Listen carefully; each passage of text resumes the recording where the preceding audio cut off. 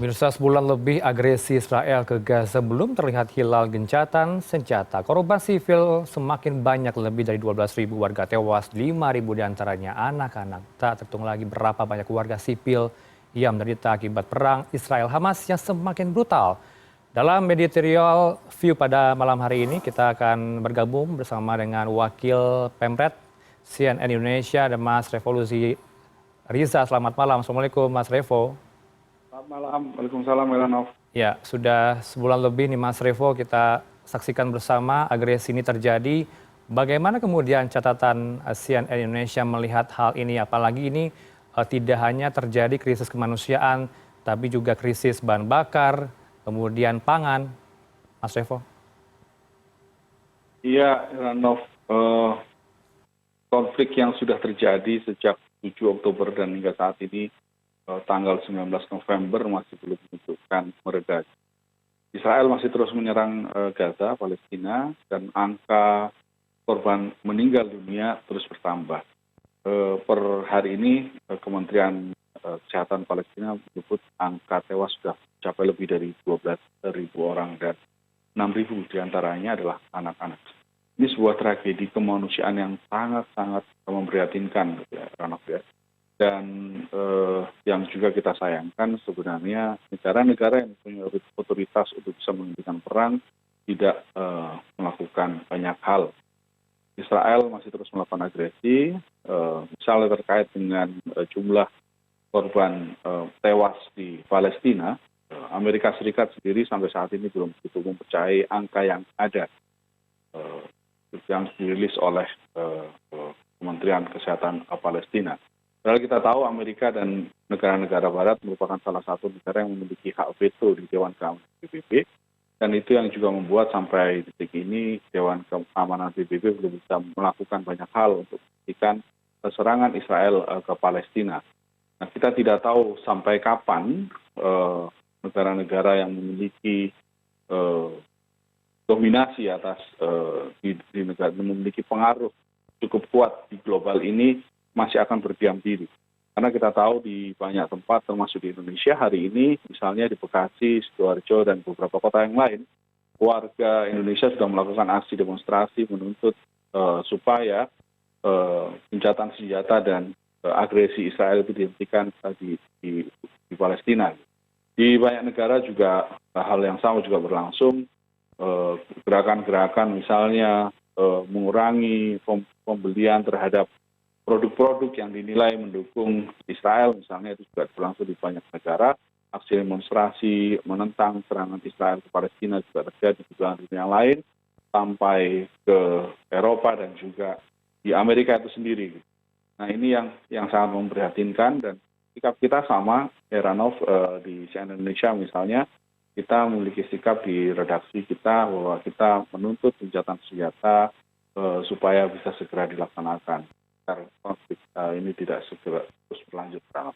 Oh ya, Mas Revo, kita kan melihat banyak sekali aksi bela Palestina terjadi pada hari ini selain di Bekasi, Sidoarjo, beberapa titik lainnya, tapi juga ada seruan aksi boykot sejumlah produk Israel atau yang sekutu dengan Israel. Bagaimana kemudian catatan CNN Indonesia atau redaksional CNN Indonesia menanggapi hal ini, Mas Revo? Ya, memang untuk melakukan boykot tentu kita harus berhati-hati, ya, Heranov, karena apakah memang betul perusahaan-perusahaan yang dimasukkan dalam list, misalnya yang kita tahu di banyak grup-grup pesan pengirim pesan gitu ya, percakapan di media sosial beredar banyak list yang menyebut produk-produk yang berafiliasi dengan Israel misalnya.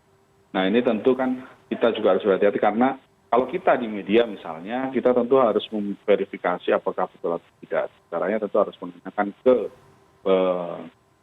produk yang disebutkan di situ gitu ya. Dan kalau misalkan di Indonesia sendiri misalnya, banyak juga merek-merek tersebut yang sebenarnya ketika di Indonesia dimiliki oleh pribumi orang-orang Indonesia, dan pekerjaannya juga orang-orang Indonesia itu sendiri. Ketika pekerjaannya orang Indonesia, ketika kemudian boykot dilakukan dan ternyata itu salah, maka yang kita khawatirkan misalnya maka apa, eh, penjualan akan turun, kemudian itu akan mempengaruhi keberlangsungan dari perusahaan itu yang disebutkan itu. Padahal kita tidak tahu apakah memang benar itu terafiliasi dengan Israel atau tidak. Tentunya akan lebih baik kalau misalkan dibanding melakukan boikot terhadap produk yang belum tentu benar, karena kita tidak tahu sumber resminya mana yang memang benar-benar produk Israel atau bukan gitu ya. Apakah benar menyokong Israel tidak, akan lebih baik kalau misalkan kita ya memang kalau memang bisa membeli produk lokal, melakukan pembelian produk lokal, tapi kalau misalkan tidak ya kita melakukan donasi untuk mendukung atau memberikan bantuan kepada rakyat Palestina yang saat ini sedang menderita gitu. Dibandingkan kita melakukan boikot ternyata salah sasaran gitu ya. Yang kita tahu juga di fatwa MUI yang dilakukan yang beberapa hari lalu dikeluarkan oleh MUI, kalimatnya bukan boikot gitu ya, kalimatnya adalah mengurangi pembelian terhadap produk yang dikhawatirkan memang berafiliasi dengan Israel. Tapi Majelis Ulama Indonesia sendiri kan tidak memberikan list gitu, list yang beredar di media sosial adalah list yang belum tentu teruji kebenarannya ya. Baik, kemudian juga ada pemikiran ya, Mas Revo, sejumlah warga masyarakat ingin bertolak ke Palestina, ingin membantu saudara-saudara kita di sana. Bagaimana kemudian redaksi CNN Indonesia melihat niat ini untuk berangkat ke sana untuk jihad, katakanlah begitu ya, dan juga sejumlah aksi dukungan lainnya ke sana? Niatnya tentu bagus, niatnya ya. Akan tetapi yang kita tahu Kementerian Luar Negeri sendiri dan juga kedutaan Indonesia yang ada di sekitar Palestina, gitu ya, misalnya di Mesir dan juga negara-negara lain, itu kerepotan untuk melakukan evakuasi warga negara Indonesia yang sedang terjebak di sana. Nah, artinya kalau misalkan ini memberangkatkan orang dengan kemampuan yang tidak mumpuni untuk terkait dengan konflik, misalnya, karena kita tahu terjun ke medan konflik, medan perang tentu membutuhkan kemampuan atau modal dirinya sendiri, itu survivalnya dan juga kemampuan untuk berada di wilayah konflik tentu tidak mudah gitu ya. Nah, jangan sampai kemudian ini malah menimbulkan kerepotan baru dari negara Indonesia untuk melakukan nanti malah melakukan evakuasi. Nah, yang kita tahu kan selama ini Kemenlu dan kita tahu juga dalam pemberitaan kita, Kementerian Luar Negeri itu cukup repot untuk mengevakuasi WNI kita yang ada di sana, ya, terjebak dalam konflik. Nah, ini yang artinya kalau memang misalkan memberangkatkan tentu tidak bisa dengan serampangan gitu ya, berangkat ke sana belum tentu bisa masuk juga gitu, karena pintu-pintu masuk ke wilayah Palestina dijaga ketat oleh tentara-tentara Israel misalnya. Nah, ini jangan sampai menimbulkan kerepotan baru bagi pemerintah dan juga akan menimbulkan kekhawatiran bagi keluarga. Artinya kita bisa melakukan dukungan dengan cara lain, misalnya meminta atau memberikan donasi kepada pemerintah misalnya. Dan kalaupun misalkan terjun dalam medan nanti untuk membantu operasi kemanusiaan, tentu harus dikoordinir dengan baik oleh pemerintah kita. Ya, bantuan kemanusiaan juga kita lihat ini konkret sekali, nyata sekali kita lihat pemberangkatannya dari Tanjung Priok ya, Mas Revo, untuk logistik. TNI AL ini membantu untuk melakukan upaya pengiriman barang logistik ke sana. Kemudian bantuan pemerintah selama ini dilakukan, apakah sudah cukup atau belum ya? Saya kira kalau dalam kondisi sekarang masalahnya kan ketika bantuan yang harus dipastikan itu adalah bantuan bisa masuk ke medan konfliknya. Karena yang kita tahu untuk masuk sendiri itu cukup sulit, di perbatasan dijaga cukup. Artinya memang yang harus dilakukan adalah bagaimana pemerintah Indonesia bisa melakukan lobby agar bantuannya itu bisa masuk ke wilayah Gaza dan wilayah Palestina lain yang saat ini sedang dilanda konflik. Karena dalam beberapa pengiriman bantuan tentu akan melewati negara-negara di perbatasan, di Mesir misalnya, atau lewat Yordania. Nah ini yang harus dipastikan bahwa bantuannya bisa masuk dulu sebelum kemudian kita bicara seberapa apakah cukup atau tidak, karena yang kita tahu yang kemarin ini juga mengalami cukup sulit ya Heranov untuk bisa masuk ke sampai ke Palestinanya. Nah yang itu harus dipastikan, dan saya pikir semua relawan kemanusiaan yang ada, organisasi-organisasi seperti Palang Merah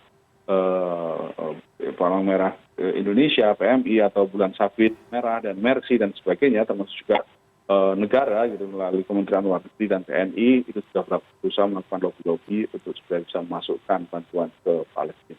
Kemudian merespon soal diplomasi yang sudah dijalankan tentunya dari pemerintah Indonesia termasuk Pak Presiden Joko Widodo ya, sudah bertemu dengan Biden juga di Amerika Serikat. Bagaimana kemudian redaksional CNN Indonesia melihat upaya diplomasi ini?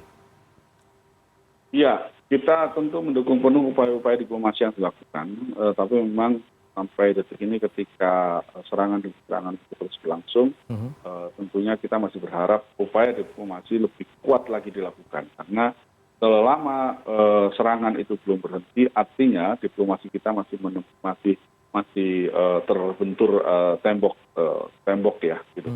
Tapi bagaimana kemudian bisa meruntuhkan tembok itu, diplomasi kita yang kita lakukan sehingga serangan itu bisa dihentikan. Nah ini PR besar bagi semua unsur, baik itu state atau negara atau non state, bagi lembaga-lembaga kemanusiaan yang ada, yang kita tahu bagaimana kita kemudian bersama-sama menekan dunia internasional, kita menekan PBB untuk melakukan peran aktif agar serangan Israel ini berhenti. Selama serangannya masih berlangsung seperti yang hari ini dan kemarin masih berlangsung, maka upaya-upaya diplomasi itu masih terbentur tembok yang cukup keras. Bagaimana kita bersama-sama meruntuhkan tembok itu, ini yang kerja-kerja yang harus dilakukan bersama.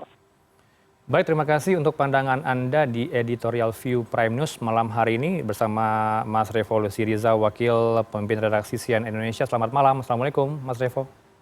Selamat malam. Waalaikumsalam. Terima kasih, Heranov.